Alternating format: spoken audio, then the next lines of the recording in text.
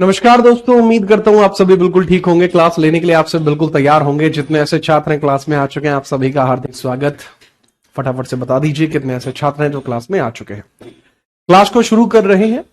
आप सभी का यहां पर आ जाना बहुत बेहतर है।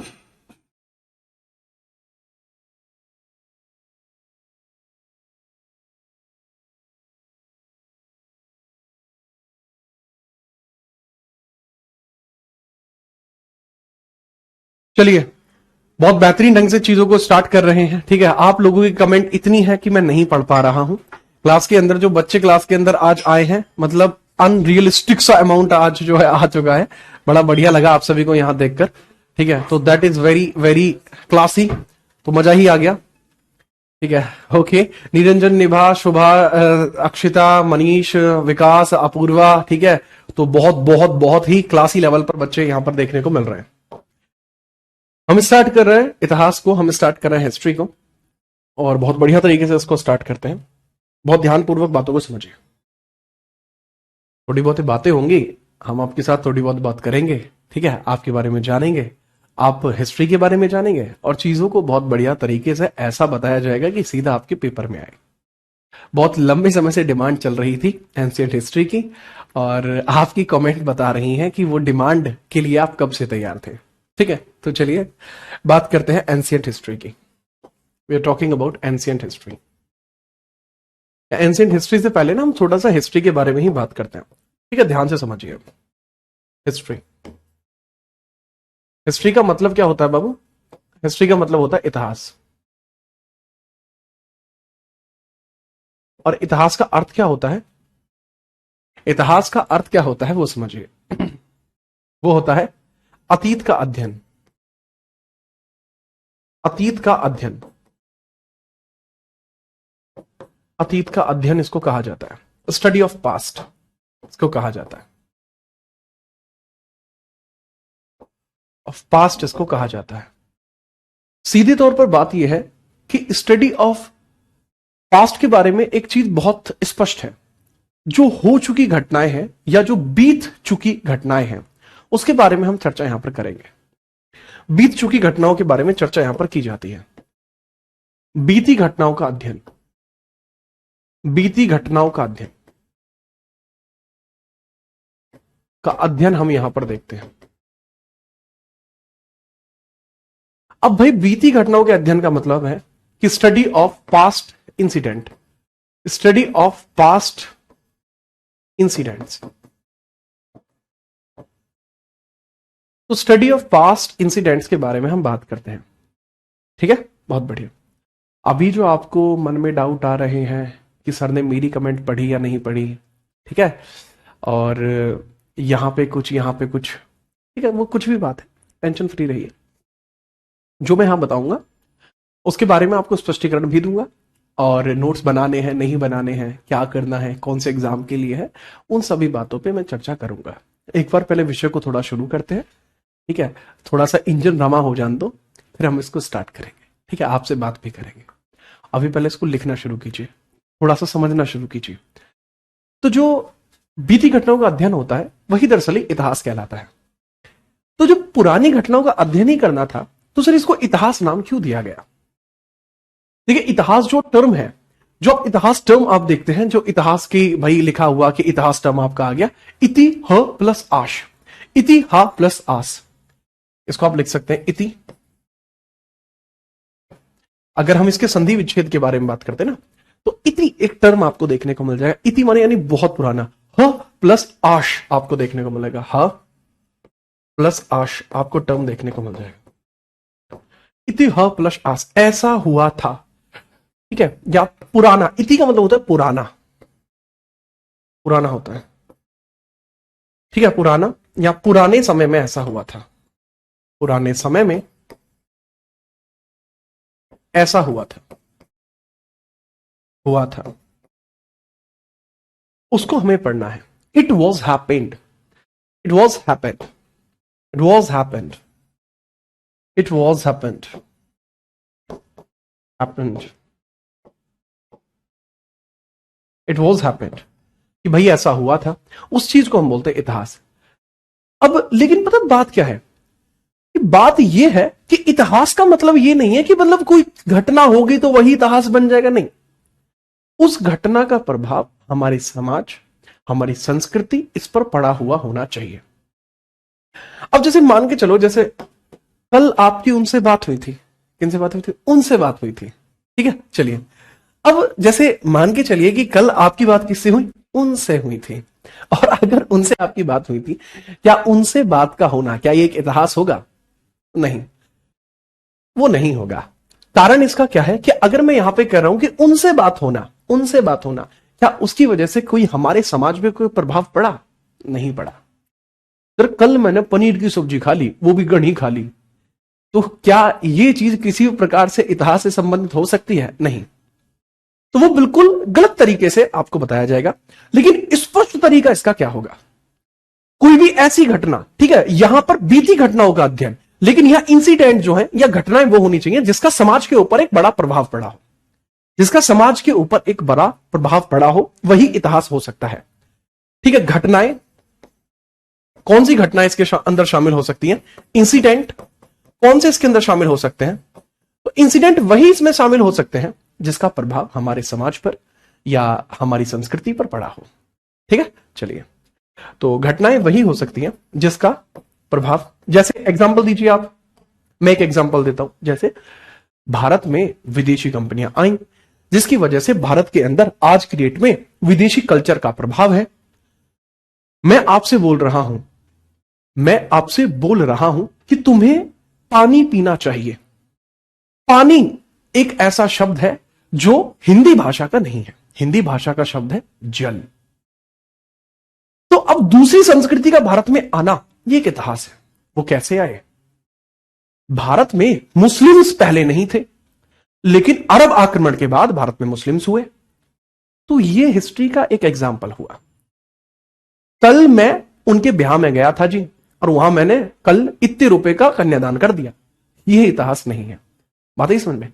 सर, कोविड क्या एक इतिहास होगा? क्या कोविड का प्रभाव हमारी संस्कृति पे पड़ा है? पड़ा है। कोविड की वजह से लाखों लोग मरे हैं। तो जी हां, कोविड एक हिस्ट्री हो गई। बहुत बढ़िया। सर, गवर्नर जनरल, हां बिल्कुल जी, वो भी एक हिस्ट्री हो गई। ठीक है, कल आपको कहा था, क्या कहा था? ये कौन कह रहा है? अच्छा, ठीक है। हाँ बिल्कुल बिल्कुल। तो घटनाएं जो मैंने बताया, जिनका प्रभाव संस्कृति पे पड़ता हो, जिनका प्रभाव संस्कृति पे पड़ता हो, संस्कृति पर पड़ता हो, संस्कृति या समाज या व्यवस्था या प्रशासन पर पड़ा हो, प्रशासन पर पड़ा हो, वो चीज कहलाती है हमारी हिस्ट्री। तो इंसिडेंट दैट इंपैक्टेड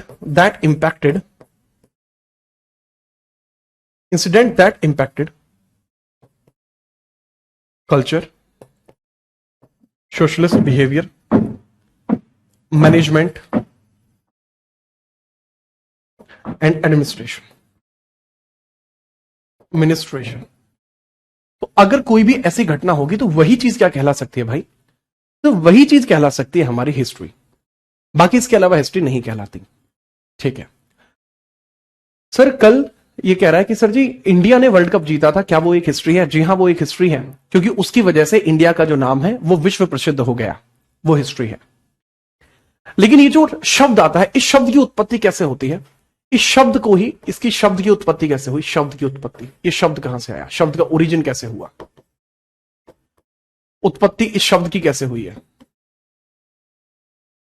ठीक है, समझिए। या फिर इसको हम ऐसे भी लिख सकते हैं, और इतिहास विषय की उत्पत्ति कैसे हुई है? इतिहास विषय की उत्पत्ति कैसे हुई है? विषय की उत्पत्ति कैसे हुई है? उत्पत्ति कैसे हुई है? ओरिजिन ऑफ हिस्ट्री सब्जेक्ट कैसे हुआ है? ओरिजिन ऑफ हिस्ट्री सब्जेक्ट कैसे हुआ है? हिस्ट्री सब्जेक्ट कैसे हुआ है? ओरिजिन ऑफ हिस्ट्री सब्जेक्ट कैसे हुआ है? तो हिस्ट्री सब्जेक्ट का ओरिजिन कैसे हुआ है? ठीक है, चलो हम इसी के बारे में चर्चा करते हैं, फिर आप शायद समझ पाएंगे। तो आपको यह देखना होगा कि एक महान या प्रसिद्ध, एक प्रसिद्ध विचारक है, एक प्रसिद्ध विचारक आपको देखने को मिलते हैं, प्रसिद्ध विचारक जिनका नाम क्या है? हेरोडोटस। Herodotus, Herodotus. हेरोडोट्स एक बुक लिखते हैं,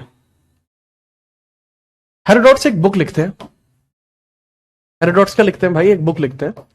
इस बुक का नाम है हिस्टोरिका। जिस बुक का नाम क्या है? हिस्टोरिका।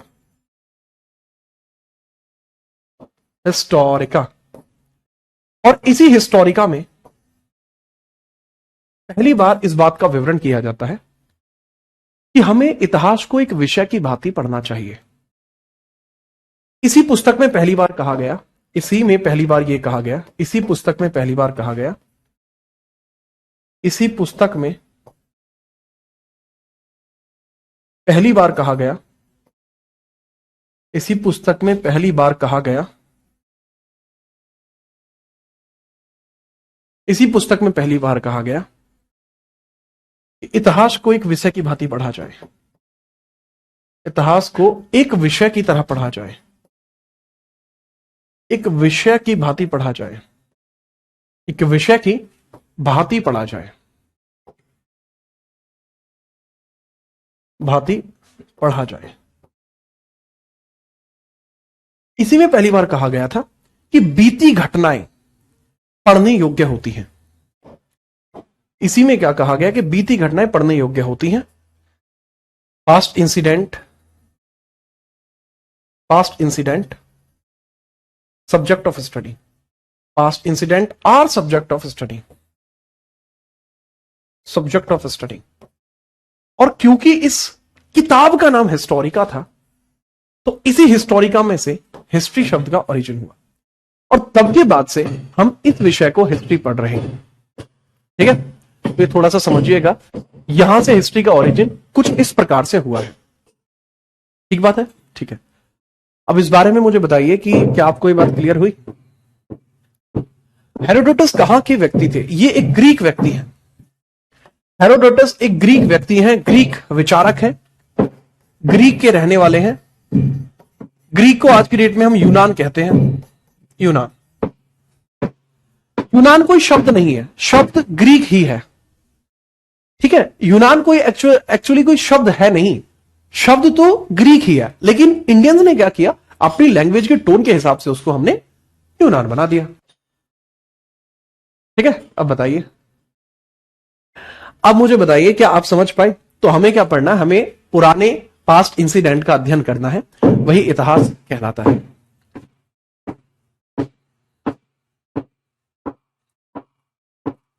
रुकिए एक सेकंड,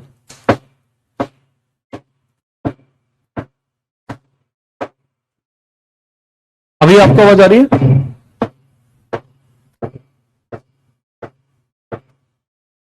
अभी आपको आवाज आ रही है? अभी अभी आपको आवाज आ रही है? अभी आपको आवाज थोड़ी मंदी आ रही होगी, लेकिन पीछे कुछ काम चल रहा है, तो उसकी वजह से थोड़ा सा आप मैनेज कर दीजिएगा। ठीक है, चलिए।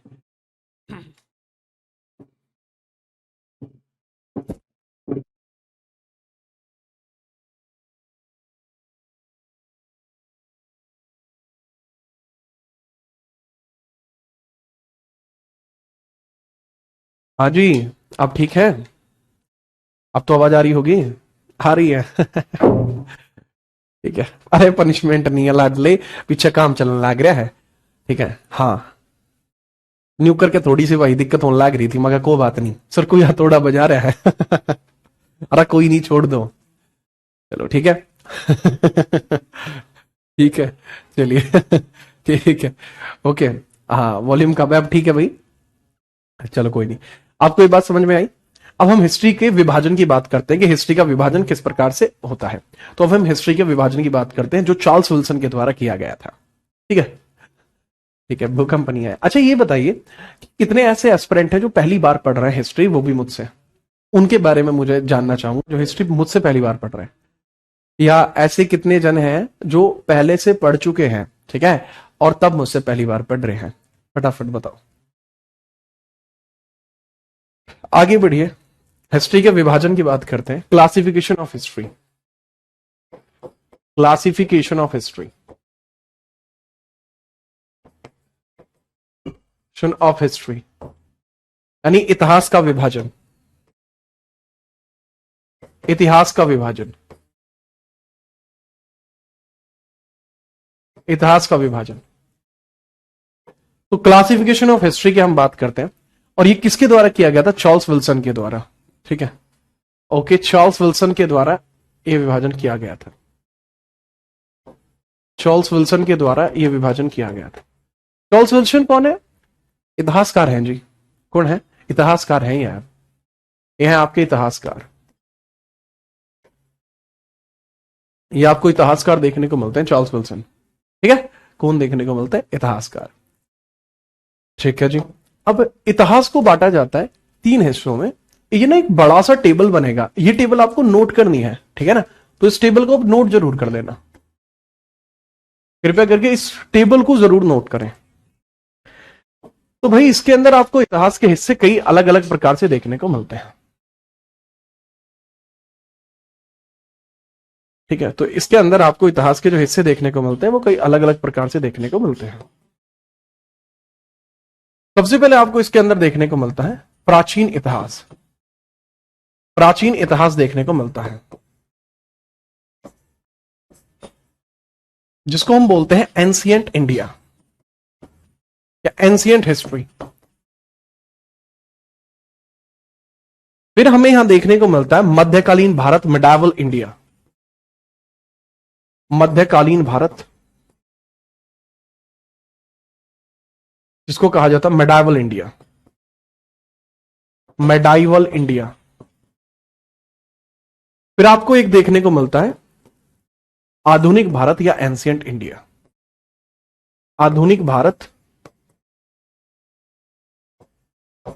या आप कह सकते हैं एंशिएंट इंडिया या मॉडर्न इंडिया, मॉडर्न इंडिया। ठीक है, चलो अब इन सब के टेन्योर अलग अलग जो है बताए जाते हैं कि इसका टेन्योर कितना था, इसका टेन्योर कितना था, इसका टेन्योर कितना था। कहां से कहां तक हम इसको पढ़ते हैं? देखो, जो प्राचीन इतिहास हमें देखने को मिल जाता है, इसके बारे में हम कह सकते हैं कि समय की शुरुआत से लेकर 712 एडी तक का समय, शुरुआत से लेकर 711 लिख लीजिए, 711 एडी तक का जो समय है वो इसमें शामिल होता है, या 711 सीई तक का समय इसमें शामिल होता है। 712 सीई से ये स्टार्ट हो जाता है, 712 सीई से ये स्टार्ट हो जाता है और ये जाता है तकरीबन आपका 1857 तक, या बहुत सारे राइटर्स इसको 1707 लिखते हैं, सी तक जाता है। अब कई जगह क्या होता है कि आधुनिक भारत को स्टार्ट किया जाता है 1707 से, जैसे मैं 1707 से स्टार्ट करता हूं और फिर इसको 1947 तक रखा जाता है, सी तक।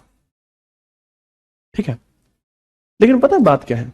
ठीक है, चलो बात यह है कि कुछ नए जैसे टीचर्स होते हैं या कुछ मॉडर्न एज टीचर्स होते हैं, ठीक है, जैसे मतलब मैं भी इतना बुढ़ा नहीं हूं, ठीक है, लेकिन कई बार क्या करते हैं कि बच्चों को डरा दो, ठीक है, बच्चों को डरा दो कई बार, तो वो एक नया इसमें टाइमलाइन क्रिएट कर देते हैं। ठीक है, तो मॉडर्न क्लासिफिकेशन में एक बदलाव लेकर आया जाता है, मॉडर्न क्लासिफिकेशन में, और यहां पर एक नई टाइमलाइन क्रिएट की जाती है जिसको कहा जाता है क्या? पोस्ट मिडाइवल, मिडाइवल कहा जाएगा, या फिर इसको कहते हैं भाई अपन प्री मॉडर्न। एक समय नया क्रिएट कर दिया जाता है। अब पोस्ट मिडाइवल का मतलब क्या होता है? पूर्व, या इसको बोलते हैं उत्तर मध्यकाल, या तो आप बोल लीजिए उत्तर मध्यकाल, या बोल लीजिए प्रारंभिक आधुनिक। आधुनिक, और इस क्रम को कितना लिखा जाता है? 1707 से लेके 1857। 1857। जब इसको इतना लिखा जाएगा तो इस क्लासिफिकेशन को जब अगर हम करते हैं ना, अगर देखो, हालांकि मैं तो नहीं कहता कि भाई आपको एक क्लासिफिकेशन करना है, बट अगर आप इस प्रकार का क्लासिफिकेशन करते हैं तो उसमें क्या होगा कि आपको कई सारे क्लासिफिकेशन फिर छोड़ने पड़ेंगे। अगर आप ये वाले क्लासिफिकेशन को करेंगे तो फिर ऐसी परिस्थिति में जो मध्यकाल होगा, इसका जो मध्यकाल होगा वो सीधी बात है वो घट जाएगा। ठीक है, मध्यकाल जो होगा इसका वो 712 सीई से लेकर 1707 तक जाएगा, क्योंकि ये है। और इसके अंदर जो आधुनिक भारत होगा, आधुनिक होगा इसके अंदर, वो 1857 से शुरू होगा, 1947। तो सीधी बात यहां पे पता है क्या है, सीधी बात यहां पे ये है कि ये ऑप्शनल है। अगर आप इसे नोट ऐसे करना चाहते हैं आप ऐसे कर लें, अगर आप इसको ऐसे नोट करना चाहते हैं आप ऐसे नोट कर लें। अगर आप उत्तर मध्यकाल या प्री मॉडर्न को शामिल करेंगे देन उस केस के अंदर इसको 1857 से लिखेंगे, नहीं शामिल करेंगे तो ऐसे लिखेंगे। पेपर में ये नहीं पूछा जाएगा। ठीक है, ये क्लासिफिकेशन सिर्फ आपको आसानी से चीजों को समझाने के लिए है। ठीक है, ये क्लासिफिकेशन का कारण क्या था, विभाजन का क्या कारण था भाई, इतिहास को समझने में आसानी हो इसलिए था, इतिहास को समझने में सरलता, इतिहास को समझने में सरलता, समझने में सरलता हो इसलिए ये था। इजीनेस इन अंडरस्टैंडिंग,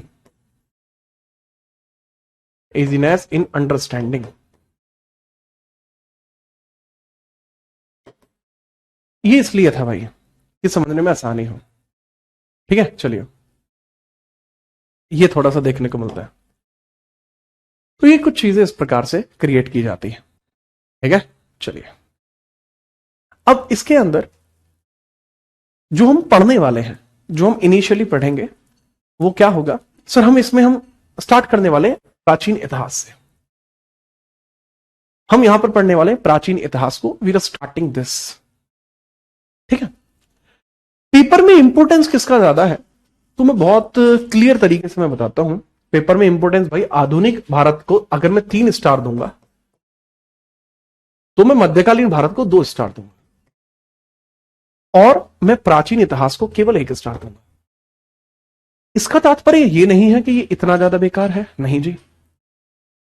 ठीक है, इंपोर्टेंट है जी ये, लेकिन एग्जाम में इससे रिलेटेड क्वेश्चन थोड़े कम देखने को मिलते हैं, और जब इससे रिलेटेड क्वेश्चन आते हैं तो वो करने पड़ते हैं। ठीक है, करने पड़ते हैं, तो याद रखना। तो बहुत ध्यान से इसको पढ़िए, समझिए। जब आपको समझ में आ जाए, ये वाली चीज आपको पता लग जाए, उसके बाद हम आगे बढ़ेंगे। अच्छा, एक चीज का विशेष ध्यान रखना, देखो जैसे आपके कमेंट हैं, भाई मुझे पता है मेरे पास तक आ रही है, आज तक मेरी क्लास में कोई भी छात्र ब्लॉक नहीं हुआ है, पीछे 4-5 साल में आज तक कोई भी एक भी छात्र ब्लॉक नहीं हुआ। तो अगर आपने कोई कमेंट करी है तो वो मेरे पास तक आ ही गई है। ठीक है, अब उसमें हो सकता है कि जो आप कमेंट कर रहे हो वो मैं अगले ही पेज पे बताने वाला हूं। ठीक है, तो आप निश्चिंत रहिए, हर एक बात का मतलब आपको पता लगेगा, हर एक बात के बारे में आपको बताया जाएगा। अगर आप बार बार कमेंट करते हो तो आपका ये टॉपिक सीख जाएगा, और फिर जिस लिए आप इस क्लास में जुड़े हो वो चीज आप अचीव नहीं कर पाएंगे। आपका और मेरा दोनों का लॉजिक सिर्फ एक है, दोनों का ऑब्जेक्टिव सिर्फ एक है कि आपका सिलेक्शन हो। लेकिन अगर आप बार बार कमेंट करेंगे तो आप टॉपिक नहीं समझ पाएंगे। ठीक है, चलो तो हम ये स्टार्ट कर रहे हैं प्राचीन इतिहास को। तो हेडिंग डाल लीजिए एंशिएंट हिस्ट्री। ठीक है, हेडिंग डाल लीजिए। अच्छा, काफी सारे लोग समझ जाएंगे। तो ये जो मेरी जो एक रिक्वेस्ट थी ये केवल समझदार छात्रों से थी। अब जो समझदार नहीं है उसके लिए केवल एक ही रिक्वेस्ट है कि भाई आप समझदार बनिए। ठीक है, आप समझदार बनिए। ठीक है, तो एट द एंड सिलेक्शन तो आपको भी कराना है ना, तो समझदार बनिए बस। ठीक है। अच्छा, अब इसमें एक छोटी सी एक डाउट आ रहा है छात्रों को कि सर हम सी का यूज आप करते हैं, क्या आप एडी का यूज नहीं करते? यार मैं अलग अलग बैचेस में अलग अलग टर्म यूज कर लेता हूं, मैं एडी भी यूज कर लेता हूं, सी भी यूज कर लेता हूं। आज मेरा मूड था कि मैं सी यूज करूंगा, आप चाहे एडी यूज कर लें, है ना। लिखना चाहो इसको लिखिए, इसमें अंतर क्या है। समय सीमा का विभाजन हम देख लेते हैं। इतिहास के समय, इतिहास की समय रेखा का विभाजन, इतिहास की समय रेखा का विभाजन, समय रेखा का विभाजन, विभाजन हम देखते हैं। Classification of history timeline, classification of history timeline. तो हिस्ट्री की टाइमलाइन का जो विभाजन है हम उसके बारे में देखते हैं। दो प्रकार से हो सकता है, एक हो सकता है आपका पश्चिमी पश्चिमी, एक को तो हम बोलते हैं western division, western division.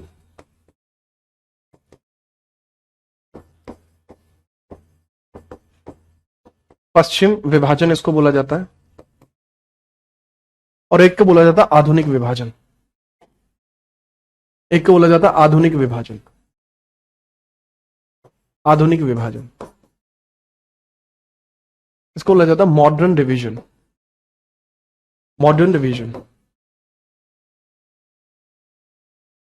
Modern division इसको बोला जाता है। ठीक है, अब बात पता है क्या है, अब ये पश्चिमी विभाजन क्यों कहते हैं इसको, कि भाई ये पश्चिमी देशों ने शुरू करी थी। अब हमारे लिए पश्चिमी देश कौन है, यूरोपियन। तो ये यूरोपियंस के द्वारा स्टार्ट किया गया डिवीजन था, इसको हम यूरोपीय विभाजन भी बोलते हैं, यूरोपीय विभाजन भी इसको बोलते हैं, यूरोपीय। तो ये यूरोपियन भी कहलाया जा सकता है, यूरोपियन। अब इसको यूरोपियन कैसे कह सकते हो वो समझिए। जो यूरोपियन देश है उनके द्वारा क्रिश्चियन धर्म को फॉलो किया जाता है। तो उनका मानना यह है कि जब ईसा मसीह का जन्म हुआ उसके साथ ही घटनाओं को हमने क्रमबद्ध तरीके से पढ़ा है। या ईसा मसीह ये भी कोई शब्द नहीं है, जीसस क्राइस्ट जो है उन्हीं के जन्म के साथ हम लोग इतने विकसित हो पाए कि आज हम चीजों को याद रख पाते हैं। तो इनका ऐसा मानना है कि एक जीरो टाइमलाइन पर जन्म होता है ईसा मसीह का जन्म, ईसा मसीह का जन्म, ईसा मसीह जन्म। अब ईसा मसीह कोई शब्द नहीं है, शब्द है जीसस क्राइस्ट, जीसस क्राइस्ट। अब क्योंकि हम जीसस क्राइस्ट बोल नहीं पाए तो इस वजह से हमने क्या काम किया कि भाई इसको ईसा मसीह टर्म जो है नाम दे दिया। ठीक है सर, इस वजह से हमने इसको ईसा मसीह नाम जो है दे दिया। अब यहां पे समझिएगा, फिर एक समय रेखा को सीधा खींचा गया। एक समय रेखा को कैसे खींचा गया, समय रेखा को सीधा खींचा गया और कहा कि भाई ये वाली लाइन तो रहेगी जीरो, और इस लाइन को तो जीरो एडी मानेंगे, कंसीडर करेंगे हम जीरो, लेकिन इससे पीछे की जितनी भी घटनाएं हैं हम उनको उल्टे क्रम में याद करेंगे। आपने सुना यशु जी बल्ले बल्ले, अरे मांझा मांझा, यशु जी बल्ले बल्ले मांझा। तो इससे पहले समय को उल्टा हम चला रहे हैं। समय अनंत है, ये बात आप जानते हैं, समय अनंत है। हम कितना ही भी आगे बढ़ ले, ठीक है, लेकिन हम हमेशा जीरो के पास रहेंगे, समय अनंत है। तो कहा गया इससे पुरानी जितनी भी घटनाएं हैं हम उनको उल्टे क्रम में पढ़ेंगे। तो उल्टे क्रम में उन सभी घटनाओं को पढ़ा जाता है। जैसे पहले 600 हुआ होगा, 600 के बाद आता होगा 400, 400 के बाद आएगा 200, 200 के बाद आएगा 50, उसके बाद आएगा 10, उसके बाद होगा 0। ये उल्टा क्रम चल रहा है। अब इसके बाद हम आगे बढ़ते हैं, आगे बढ़िए, नेक्स्ट आगे हम बढ़ेंगे। तो इसके बाद क्रम हो गया सीधा। ठीक है, चलो अब सीधा कैसे हो गया कि अब ये 10, 50, 100, ठीक है, 200, और जैसे आज की डेट है, आज टुडे, तो आज की डेट मान के चलिए यहां पर है आज टुडे। अब इससे आगे चलते जा रहे हैं। ठीक है, तो इसको कर दीजिए 100, 500, 1000, 2000, और यहां जैसे टुडे है तो 2025 अब चल रही है। तो जो ऐसा डिवीजन था, ठीक है, जो ऐसा डिवीजन था उसको हमने बीसी और एडी में डिवाइड करा। ये क्लासिफिकेशन कहलाया बीसी और ये क्लासिफिकेशन कहलाया एडी। अब इन सब के मतलब क्या है, कैसे है? देखो, जो बीसी का मतलब होता है, इसका मतलब होता है बिफोर क्राइस्ट, बिफोर क्राइस्ट, यानी ईसा मसीह से पहले जो समय चलता था वो समय उल्टा चलता था। ठीक है, और जो एडी का मतलब होता है उसका नाम होता है एनो, एनो डोमिनी, एनो डोमिनी। ये जो शब्द है ये है ग्रीक भाषा का, ये जो शब्द है ये है ग्रीक भाषा का, ग्रीक भाषा का शब्द है, ग्रीक भाषा का शब्द है, ग्रीक। ठीक है बाबू, कौन सी भाषा का शब्द है भाई मेरे? यो है ग्रीक भाषा का, है ना? ठीक है। वैसे इसका मतलब क्या होता है? With birth of Jesus Christ, with birth of Jesus, birth of Jesus, इसका मतलब है ईसा मसीह के जन्म के साथ, ईसा के जन्म के साथ, जन्म के साथ, के साथ। ठीक है जी हाँ, तो इसका मतलब हो गया ईसा के जन्म के साथ। तो ये डिवीजन जो है पुरानी किताबों में यूज होता था, लेकिन आज की जो किताबें हैं ना, हमारी मॉडर्न बुक्स जो आ रही हैं, ठीक है, जो मॉडर्न बुक्स आ रही हैं, उन सबको आधुनिक विभाजन के आधार पर विभाजित किया जाता है। जो मॉडर्न बुक्स हैं हमारी, जैसे आप इसको जब डिवाइड करेंगे तो इसके अंदर भी टाइमलाइन वही 0 पे हमें रोकनी पड़ेगी। अच्छा, बात को समझना, दोनों में कोई भी अंतर नहीं है, दोनों टाइमलाइंस में कोई जरा सा भी अंतर नहीं है। सिर्फ एक अंतर है, किस चीज का? एडी और बीसी का। और यहां पर जो क्रम है वो लिखा जाता है सीई एंड बीसीई। इसमें इसको नाम दिया गया कॉमन एरा। इसमें भी एक टाइमलाइन को माना जाता है 0। अब वो सेम टाइमलाइन को यहां 0 माना गया। सभी हिस्टोरियंस ने इस बात पर एक तर्क दिया कि हम इसको 0 मानेंगे। ठीक है, चलिए। अब एक बालक कमेंट कर रहा है कि सर इस समय को विल्सन को कैसे पता, उसको कैसे पता लगा? भैया पढ़ के पता लगा। वो अपने टीचर की क्लास में कमेंट इतना करता था जितना जरूरी था। ठीक है। अब जैसे आप हो, जब से क्लास शुरू हुई है पता नहीं आपने कितनी कमेंट कर दी है सेम चीज की, और जबकि वही चीज मैं समझा रहा था। ठीक है, तो थोड़ा समझो, है ना, समझो थोड़ा, ध्यान दो थोड़ा। अब जो बीसी था ना बाबू, ये उल्टा क्रम में स्टार्ट हो गया, जैसे ताबड़तोड़ तरीके से स्टार्ट हो रहा था वही 6000 या 600, 400, 500, और ये उल्टा उल्टा जैसे 10, ये 0, सेम चीज 0 पहुंच गया। इसके बाद का जो टाइम है वही वो इसी क्रम में बढ़ा। अब जैसे मान के चलिए 1000, 2000, या फिर 1000, 1500, 2000, और अब जैसे अब की बात करूं तो आज की डेट हम देख लेते हैं 2025। तो 2025 को क्या हम सी बोल सकते हैं? बोल सकते हैं जी, क्यों नहीं बोल सकते? तो ये विभाजन हो गया। इसमें फुल फॉर्म इसकी क्या लिखी जाती है? इसको लिखते हैं कॉमन एरा, कॉमन एरा। साधारण, इसको बोलते हैं साधारण, साधारण समय बोलते हैं, साधारण समय, या ओबनेस्ट आप, या बोल सकते हैं कि युग, साधारण युग, पूर्व साधारण युग, शताब्दी बोल लीजिए,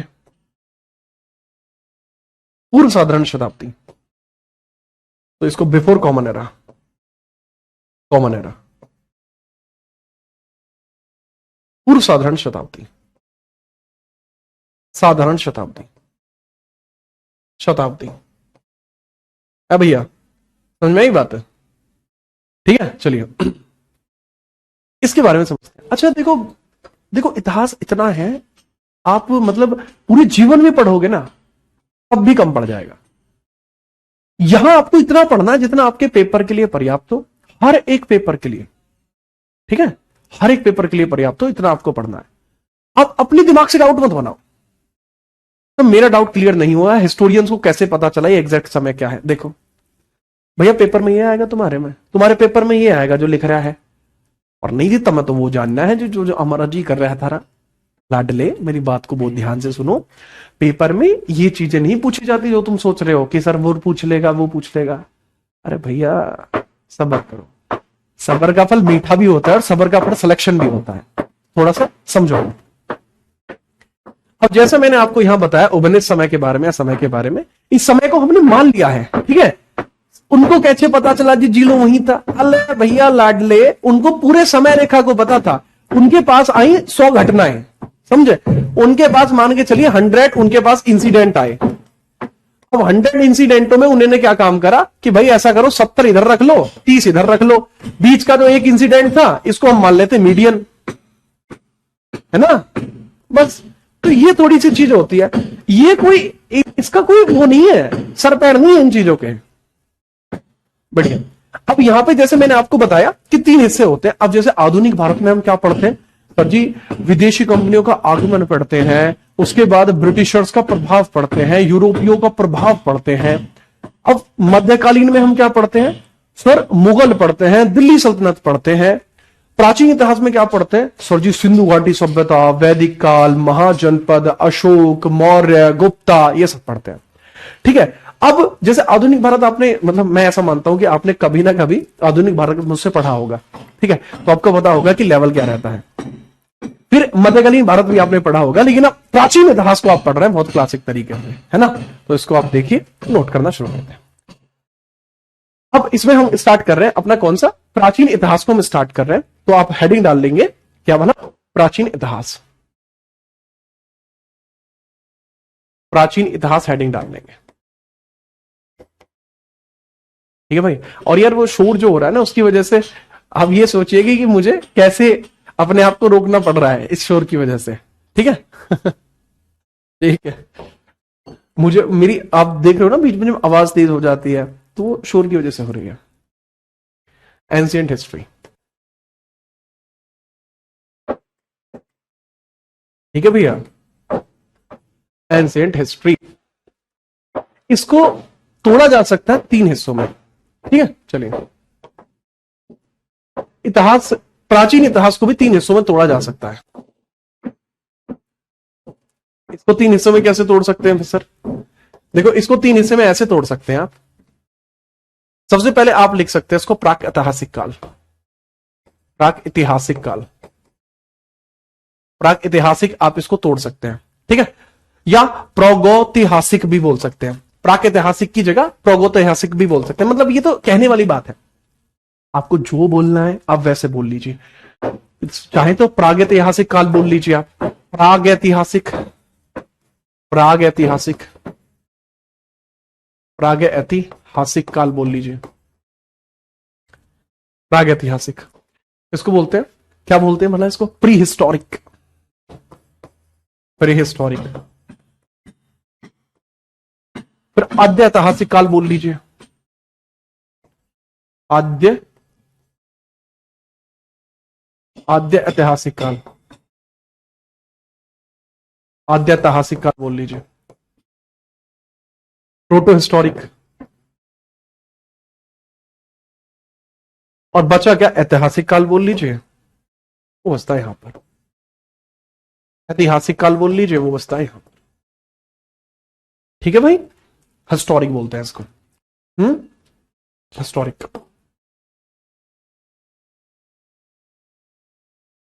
हिस्टोरिक इसको बोलते हैं। अब इन सब का भी डिवीजन हमें करना पड़ता है कि कौन कहां से लेके कहां तक होता है, कौन कहां से लेके कहां तक नहीं होता। इनका भी डिवीजन आपको देखने को मिलता है, या इन तीनों के अंदर क्या डिफरेंस है वो भी हमें देखने को मिलता है। ठीक बात है? समझ पाए बात? बहुत बढ़िया। सबसे पहले हम बात करते हैं प्राग ऐतिहासिक काल के बारे में। प्राग ऐतिहासिक काल के बारे में हम चर्चा करते हैं। बताइए सर। सर, ये वो समय है जिसके बारे में हमें कोई लिखित जानकारी नहीं मिलती, जिसके बारे में हमारे पास कोई भी लिखित जानकारी नहीं है, लेकिन इसके बारे में हमारे पास साक्ष्य मौजूद है। ये वो समय है जिसके बारे में हमारे पास कोई लिखित जानकारी नहीं है, लेकिन हमारे पास लिखित जानकारी, तो इसके बारे में हमारे पास नहीं है, लिखित जानकारी नहीं है, नहीं है, लेकिन इसके बारे में साक्ष्य हमारे पास मौजूद है। साक्ष्य, अवशेष हमारे पास मौजूद है। ये वो समय है जिसके बारे में हमारे पास साक्ष्य भी मौजूद है, ठीक है? ये वो समय है जिसके बारे में हमारे पास साक्ष्य भी मौजूद है, और इसकी जो लिखित जानकारी है वो भी मौजूद है, वो भी मौजूद है। लेकिन यहां जो लिखित जानकारी हमारे पास मौजूद है ना भाई, उसको हम पूरा नहीं पढ़ पाए, उसको हम पूरा पढ़ ही नहीं पाए, इसको हम पूरा नहीं पढ़ पाए, पूरा पढ़ा नहीं जा सका, पूरा नहीं पढ़ पाए। ये कंप्लीटली रीडेबल नहीं था, नॉट कंप्लीटली रीडेबल। लेकिन जो हिस्टोरिक एज है, इसका हमारे पास साक्ष्य भी है, इसको हमने पढ़ा भी है, लिखित जानकारी भी है, इसके बारे में हमारे पास सब कुछ है, लिखित जानकारी भी है, और इसको हमने पढ़ा भी लिया है। जैसे वेदास वगैरह जो हमें देखने को मिलते हैं, वो हमें यहां देखने को मिलते हैं, वेदास हमारे, जो हमारे वेद हैं। अब सर जी अशोक तो जो थे, चंद्रगुप्त मौर्य जो थे, बाबू महाजनपद काल यहां पे आता है, वो महाजनपद काल वगैरह यहां आता है। सर जी आदि मानव कहां पे थे जी? वो तो हमने देखे थे ऐसे ऐसे चलते थे, तो आदि मानव कहां पे थे भाई?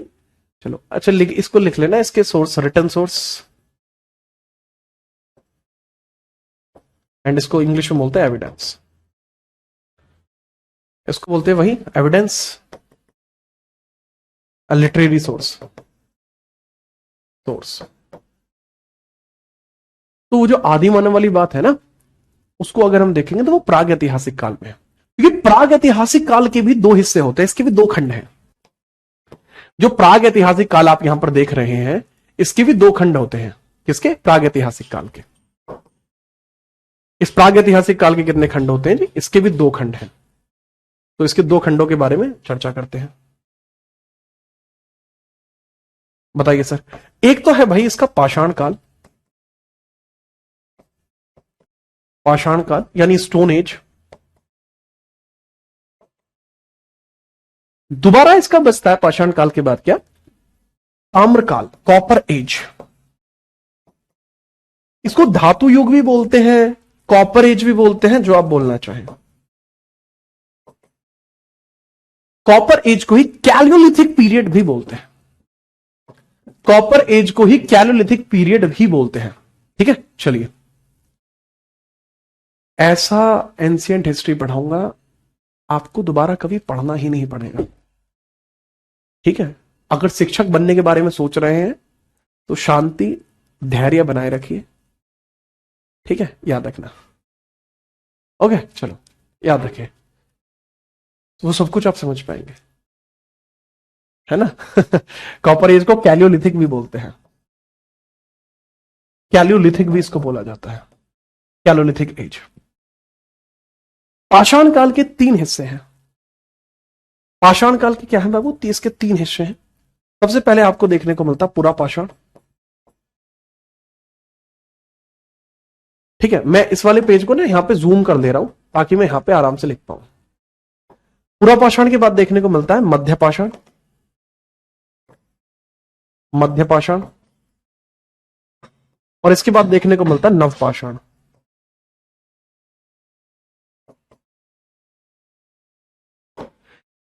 इंग्लिश में इसको बेसिकली कैसे बोला जाता है? शिवानी बेटा ध्यान से यहां ध्यान दे लो, ठीक है, बहुत ध्यान से समझिए। इसको बोला जाता है क्या भला? पैलियोलिथिक, मेसोलिथिक और नियोलिथिक। सर समय की इसकी शुरुआत किस प्रकार से होगी? सर जी समय इसमें कितने से कितना देखने को मिलता है? समय देख लीजिए, इसका अवधि क्या होगी, इसकी अवधि क्या होगी, अवधि, अवधि क्या होगी, टेन्योर क्या होगा? देखो यार, अवधि के बारे में, टेन्योर के बारे में अलग अलग सोर्स अलग अलग बात बताते हैं। मैं आपको दोनों ही बातों के बारे में बताता हूं, ठीक है। जब समय की शुरुआत हुई, समय की शुरुआत से, जब समय आपका शुरू हुआ, हमें नहीं पता समय कब शुरू हुआ है, अनंत से। कहां से बाबू? अनंत से। अनंत से लेके 10,000, ठीक है, अनंत से लेके 10,000 BCE तक, अनंत से लेके 10,000 BCE तक पूरा पाषाण काल चलता है। अनंत से लेके 10,000 BCE तक पूरा पाषाण चलता है। मध्य पाषाण जो चलता है ना, ये चलता है 10,000 BCE से लेकर, अब यहां है सबसे बड़ी दिक्कत, इसमें बहुत सारे हिस्टोरियन कहते हैं कि ये 8,000 होना चाहिए। वही कुछ सोर्स ऐसा भी कहते हैं कि इसका ही टेन्योर आप 4,000 कर दीजिए। ठीक है, कुछ सोर्स बोलेंगे कि आप इस टाइम को इतना रखो, कुछ सोर्स यही क्या बोलेंगे कि भाई टाइम चेंज करो और टाइम का जो टेन्योर है वो रखो आप 10,000 से 4,000 BC। तो कुछ हिस्टोरियन इस बात पर भी एग्री होंगे, कुछ हिस्टोरियन इस बात पे एग्री होंगे, कुछ इस पे एग्री होंगे। आप किसके साथ जाओगे भैया? आप इसके साथ जो जाएंगे वो आप इसमें जाएंगे, इसके साथ, इस ऊपर वाले टेन्योर के साथ आप जाएंगे, आप ऊपर वाले टेन्योर के साथ आप जाएंगे। आपका जो है बिल्कुल बढ़िया है। ठीक है, आपका बिल्कुल बढ़िया रहेगा। आप इस वाले टेन्योर के साथ जा सकते हैं। अगर आप इसके भी साथ जाते तो कोई समस्या नहीं है, आप इसके साथ भी चाहे तो जा सकते हैं। फिर आता है बाबू नवपाषाण का काल। नवपाषाण काल में अगर आप ऊपर वाले टेन्योर के साथ जाते हो, ठीक है, ऊपर वाले टेन्योर के साथ जाओगे तो यहां आपको ज्यादा नीचे आना पड़ जाएगा। ठीक है, या आप मान के चलिए, चलो ये मान लेते हैं हम कि ये वाला टाइम सही है, तो उस हिसाब से आपको टाइम टेन्योर अलग लिखना पड़ेगा। फिर आप यहां आएंगे 4000 मान लेते हैं, 4000। ज्यादातर किताबों में जो टेन्योर आप देखते हैं ना, ज्यादातर किताबों में जो टेन्योर आप देखते हैं वो ये वाला टेन्योर ज्यादा देखते हैं, ये वाला। तो मेरे ख्याल से आप इसी वाले टेन्योर को कंसीडर करके चलिए, ये वाले टेन्योर ज्यादा सही रहेगा, आपके फैक्ट खराब नहीं होंगे। लिख लीजिए, अगर ऊपर वाला टेन्योर मानते तो ये 8000 से लेकर 2500 BCE तक आएगा। लेकिन अगर आप नीचे वाले टेन्योर को ज्यादा कंसीडर करते then in that certain case वो आ जाएगा आपका 4000 से लेके तकरीबन 2500 के आसपास।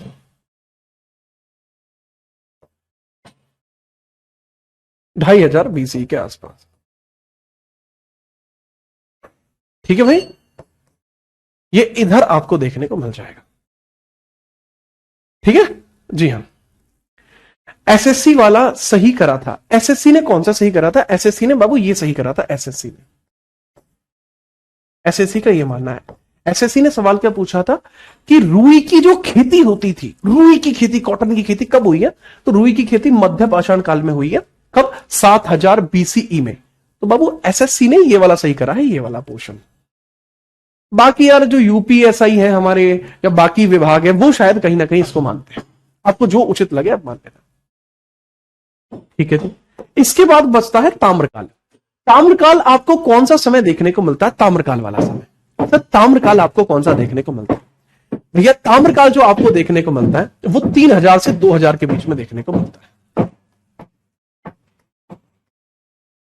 3000 से लेके 2000 के बीच का ताम्रकाल आपको देखने को मिलता है। कॉपर एज आपको देखने को मिलता है बीसीई में, ई में आपको देखने को मिलता है। ठीक बात। चलो, कॉपर एज, जब कॉपर का आना यहां पर शुरू होता है तो उसके बारे में कॉपर एज में जिक्र किया गया है। एक मिनट रुकना भाई, इसको थोड़ा एलिब्रेट करते हैं। ठीक है, चलो अब हम बात करते हैं अध ऐतिहासिक काल क्या है सर जी। फिर अध ऐतिहासिक काल फिर आपका क्या देखने को मिलता है? देखो, अगर मैं अध ऐतिहासिक काल के बारे में बात करूंगा, इसके अंदर आपको देखने को मिलती है क्या? सिंधु घाटी सभ्यता आपको देखने को मिलती है, सिंधु घाटी सभ्यता देखने को मिलती है इसके बारे में। और भाई इसके अंदर आपको देखने को मिलती है वैदिक सभ्यता। ठीक है, चलो वैदिक सभ्यता, वैदिक सभ्यता आपको देखने को मिलती है। वैदिक सभ्यता आपको देखे, या पहले सिंधु घाटी आप देख लेना, सिंधु घाटी सभ्यता, सिंधु घाटी सभ्यता देखने को मिलती है। Indus valley civilization, Indus valley civilization देखने को मिलती है। और दूसरा देखने को मिलती है हमारी जो वैदिक सभ्यता है, वैदिक सभ्यता आपको देखने को मिलती है। वैदिक एज आपको देखने को मिलती है, वैदिक एज आपको देखने को मिलती है। अब वैदिक एज के भी दो हिस्से हैं, वो कौन कौन से हैं जी? सर एक तो होता है प्री वैदिक और एक होता है पोस्ट वैदिक। पोस्ट वैदिक, जो प्री वैदिक है बाबू, इसको बोला जाता है ऋग्वैदिक और इसको बोलते हैं उत्तर वैदिक। ये होता है ऋग्वैदिक और ये होता है बाबू उत्तर वैदिक। पता ही समझ में? तो इसको इस तरीके से एलिब्रेट किया जाता है। तो वेदों को तो पढ़ा गया है, तो मैंने कब क्या कहा पूरा नहीं पढ़ पाए, मैंने ये थोड़ी कहा पढ़ने में, मैंने कहा पूरा नहीं पढ़ पाए। कुछ सोर्स तो हमने पढ़ लिए, कुछ नहीं पढ़ पाए, इसलिए तो ये आपको कुछ इस प्रकार से देखने को मिलती है। और जो हिस्टोरिक पीरियड है इसमें महाजनपद काल हो जाएगा। ठीक है, इसके अलावा आपके मौर्य हो जाएंगे, गुप्ता हो जाएंगे, अन्य हो जाएंगे, मौर्य, गुप्ता, ठीक है, गुप्त और अन्य इसमें देखने को मिल जाएंगे। तो ये होते हैं। ठीक बात है, आपको ये बात समझ में आई? अब बात आती है कि सर फिर हमें इसमें क्या क्या पढ़ना है। आपने चलो ये तो हमें बता दिया, लेकिन अब इसमें हमें क्या क्या पढ़ना है ये थोड़ा सा हमें बता दीजिए। कि हम इसको किस प्रकार से पढ़ सकते हैं, क्या क्या हम इसमें पढ़ सकते हैं। ठीक है, याद रखें। और सिंधु घाटी सभ्यता का समय क्या है? और वो सिंधु घाटी सभ्यता का समय ताम्रकाल को ओवरलैप करता है। सिंधु घाटी सभ्यता एक ऐसा समय था जो ताम्रकाल को और आद्य ऐतिहासिक काल को ओवरलैपिंग करता है, 2500 से लेकर 1750। ठीक है, चलिए 2500 से लेकर 1750। ये टाइमलाइन डिस्कशन है, सिर्फ एक दिन होता है, इसके बाद आपको सब कुछ समझ में आता रहता है। बीसीई वैदिक सभ्यता आती है, 2-3 हिस्सों में इसको तोड़ा जा सकता है। 1500 से लेकर 1000 कर दीजिए, 1000 से लेकर 600 कर दीजिए। आपका काम आसान करने के लिए बता रहा हूं, थोड़ा सा जरूरी भी हो सकता है। 1500 से लेकर 1000 कर दीजिए, वरना मैं 1750 1900 भी लिखवा सकता हूं, लेकिन आपका काम आसान कर देता हूं। चलो 1000 कर दीजिए, और ये पोस्ट वैदिक जो होगा आपका 1000 से लेकर 600 बीसीई होगा, ये बीसीई। और 600 के बाद का जितना भी समय होगा वो सब ऐतिहासिक होगा, ऐतिहासिक काल होगा। मतलब कहने का क्या हुआ? मतलब कहने का ये हुआ कि जितना भी ऐसा समय होगा इसके बाद, जो ऐतिहासिक की टाइमलाइन होगी वो सीधी बैंड अप करेगी किससे? सर यहां से उठेगी सीधा 600 बीसीई से, 600 बीसीई से लेकर 711 एडीई या बीसी तक, सीई तक, पूरा टेन्योर इसका ऐसे पहुंच जाएगा। ठीक है, चलो तो ये भैया इस प्रकार से आपको देखने को मिल जाएगा। क्या आप समझ पाए? सर हमें क्या पढ़ना है? सर हमारा सिलेबस तो बता दो। तो भाई आपका सिलेबस मैं बता देता हूं। ठीक है, अगला सिलेबस आपका ये है जो हमें यहां पर पूरा पढ़ना है। बहुत ध्यान से समझ लीजिए, ये आपका सिलेबस है जिसको हम पढ़ने वाले हैं। This is your syllabus. पूरे ऐतिहासिक समय पढ़ेंगे, सिंधु घाटी सभ्यता पढ़ेंगे, वैदिक काल पढ़ेंगे, इसके बाद हम जैन धर्म पढ़ेंगे, जैन। ठीक है, इस फाइल को रात ही क्रिएट किया गया तो गलती से जैनिज्म की जगह संस्कृत लिख गया। फिर हम बौद्ध धर्म पढ़ेंगे, फिर महाजनपद काल, फिर मौर्य साम्राज्य, मौर्य काल के बाद का समय, गुप्त काल, बाद में गुप्त काल, हर्षवर्धन काल और राजपूत एरिया। इसके अलावा इसमें मैं कुछ अपनी तरफ से एड ऑन करूंगा, जैसे south Indian dynasties, south Indian साम्राज्य, साउथ इंडियन डायनेस्टी हम देख लेंगे। साउथ इंडियन यानी दक्षिण भारत, जो चोर चेर पांड्या है ना, दक्षिण भारत, चोल चेर पांड्या जो होते हैं यार, चोल चेर पांड्या, पांड्यन, इनको भी हम इसमें देख लेंगे। ठीक है, चलो ठीक है, चलिए। हड़प्पा, अरे भाई हड़प्पा सिंधु में ही तो आ जाएगा, हड़प्पा तो सिंधु में ही आ जाएगा। क्या कह रहा है, हड़प्पा नहीं पढ़ाओगे क्या? हाँ, चोल चेर पांड्यन मैंने बता तो दिया, साउथ इंडियन में आता है ना। अब अगर आपको फिर भी कोई डाउट है तो भाई आप अपने डाउट बता दो, अब टॉपिक रिलेटेड डाउट।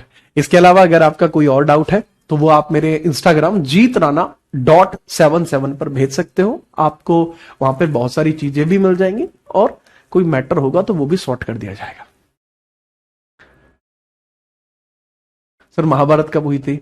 महाभारत बाबू जब हम वैदिक काल पढ़ेंगे तब हम महाभारत पढ़ेंगे। महाभारत में पढ़ेंगे यदा यदा ही धर्मस्य ग्लानिर्भवति भारतीय अभ्युत्थानम धर्मस्य तदात्मान्यम सृजाम्य अहम पवित्राणाय साधूनाय विनाशाय च दुष्कृताम धर्म संस्थापनार्थाय संभवामि युगे युगे। वो हम पढ़ते हैं वैदिक काल में। टेंशन मत लो, सब कुछ आपको बताया जाएगा, है ना। अरे मांझा मांझा अंकित याद है?